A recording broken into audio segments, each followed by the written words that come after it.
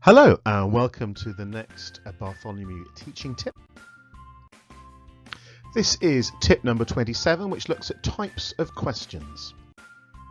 So we all know about the closed question, the question that ends with a yes, no answer or a fact. We also know about the open question, so the question that cannot be answered by a yes or a no or a simple fact. We also have a sense of the developing or the challenging question. So when they're given an answer, you say, why do you think that? Can you give some evidence for that? Can you develop your answer in some way? So I'm going to look at 4 other ways of looking at questions now. So the first one can be called the hook or the preview question. This is a question asked at the start of a unit, at the start of a lesson, something just to spark curiosity. In our school, the geography department are brilliant at using these and really build them into their lessons. So you should ask them about the sorts of things that they ask. But it's something just to get curiosity going.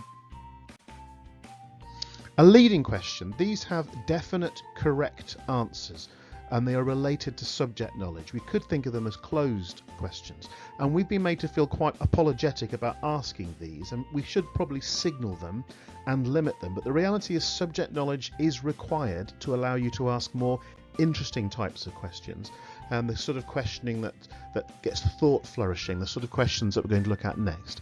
So leading questions are questions that do have factual or closed answers. But it takes us on to guiding questions. These are questions that require background knowledge. You could build up to these with your leading questions, and they can lead to multiple correct responses, although they are guided. So it could be which is better, this or that, and you have to explain why. What caused a particular thing to happen? What's the difference between 2 different things? So you're guiding them to sort of multiple potential answers, but they have to select one of them, and then of course you can grill them on why they chose that and get them to develop their answer. But a guiding question is one where the teacher is limiting the responses and guiding them towards the kind of response they might offer. Finally, we have the thinking questions, the totally open questions. They're impossible to answer with yes or no or simply by repeating facts, and they involve students justifying their responses. And this is the one that you're sort of leading to. This is the one that opens up and debate comes with it. But you have to work your way up to it. So I guess what this has been looking at is ways in which you can use a rich questioning, but that isn't just asking lots and lots of very open questions. You have to build up to that.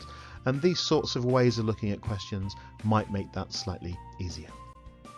Hope you found this useful. That's the end of this Bartholomew teaching tip.